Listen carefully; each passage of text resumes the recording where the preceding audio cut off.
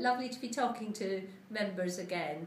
I had a fantastic 2-week break over Christmas and New Year in Thailand, and then I went to lecture to midwives in Hong Kong who were doing a master's in midwifery at the Chinese university. So I feel as though I've been away for quite a long time, and I've come back to a very busy start to 2015. The big thing that's going on just now is in relation to regulation of midwives. The King's Fund review into statutory supervision of midwives is due to be considered by first the Midwifery Committee on Wednesday and then by Council the following week on the 28th of January.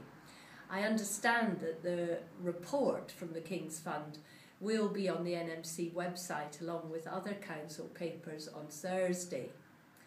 The RCM is extremely concerned about this review.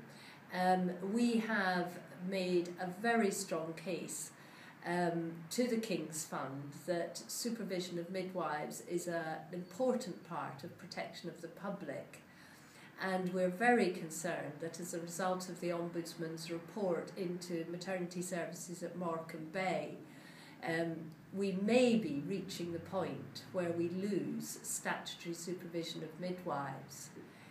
As I say, the RCM has done a huge amount to try and counter the prevailing philosophy that we don't need supervision within our regulation, and we'll be very disappointed if the recommendation for from the King's Fund is that we should lose supervision of midwives. Indeed, the RCM will be saying that it would be extremely foolish in a situation where we've got real health service failures, like we saw at Mid-Staffs, and indeed the problems that we have seen at Morecambe Bay, although I think it is important to say that both those services are moving on. It's a pity that at times like these, we should actually be thinking about losing a system that has has public protection at its heart.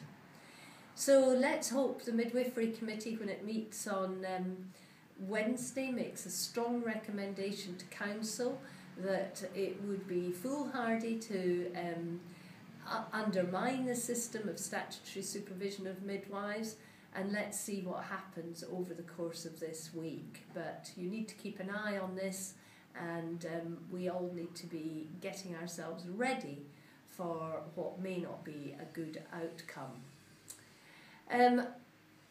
Other than that, I guess the thing that's taking up a lot of attention still is the pay campaign, and we've got 2 more strike action days booked into the diary, the 29th of January and the 25th of February. Our stoppages will only be for 2 hours on each of those occasions, and we're hoping to continue to have a big impact through action short of a strike. And we really do need all of you to fill in your unpaid overtime forms. We need to make sure that we do get paid for the overtime that we do as midwives.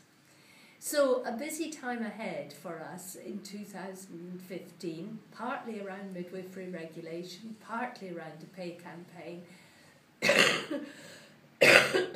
Excuse me. And of course we'll be moving forward on the professional agenda. Lots of energy going into various projects there, which I'll perhaps talk to you in another blog, because I've got a terrible cold and I'm just going to start coughing if I carry on talking. Bye for now.